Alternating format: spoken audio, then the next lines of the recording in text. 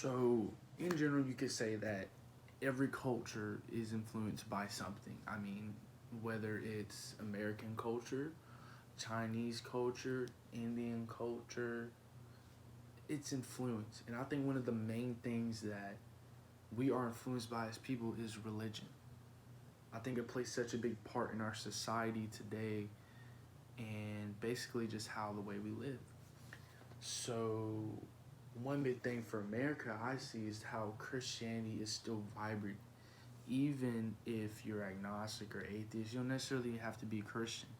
I can see how morals and values and things of that nature really roll up into people's everyday lives.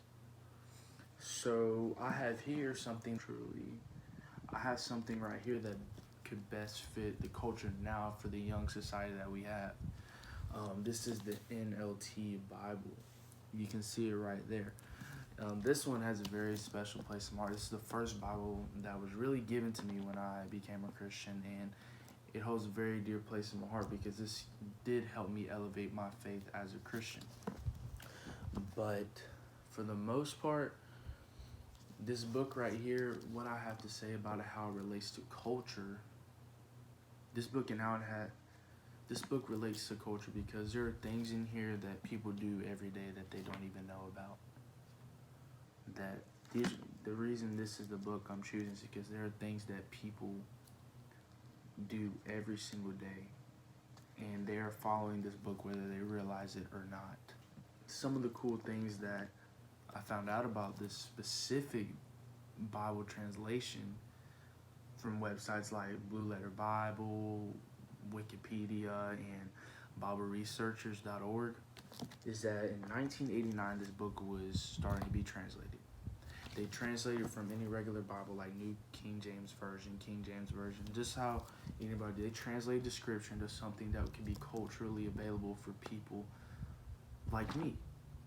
And it ended, they completed this book in 1996.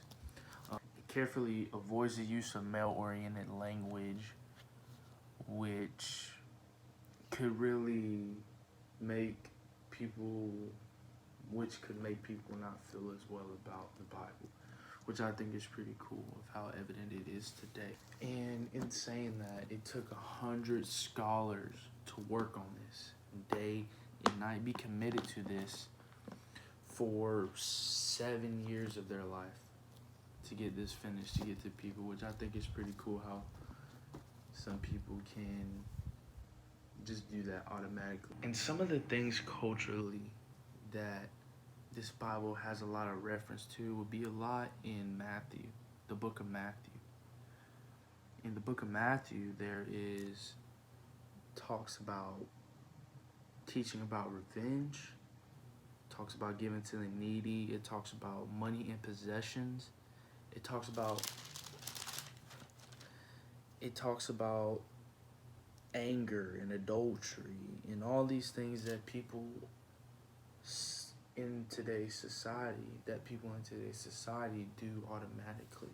It also talks to things about not judging others in the golden rule, things like that. The golden rule is something that I could see a whole bunch of people following because I was taught it growing up, not even knowing what it really truly meant.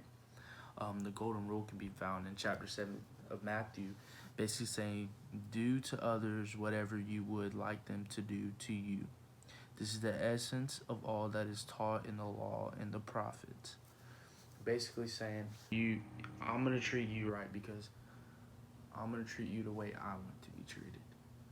And then things about not judging others says, do not judge others. And you will not be judged, for you be treated as you treat others. The standard you use in judging is the standard by which you will be judged. And why worry about the speck of your friend's eye and when you have a log in your own? Basically saying, it's not okay to judge other people. And I feel like that's a huge thing in today's society. And people see this over and over, and people know that it's something that shouldn't be done, but yet it is still done. And you can also see how even some of the 10 Commandments today that we as people don't really know truly and fully, how it also influences you culturally so much.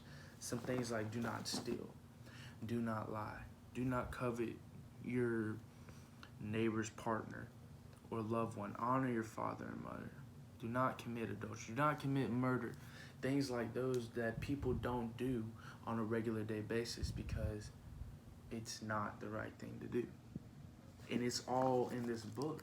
But people, it is crazy to me how there are people have their atheists and their agnostics and how they follow this book even without even knowing it, which I think is the most beautiful thing about the NLT Bible.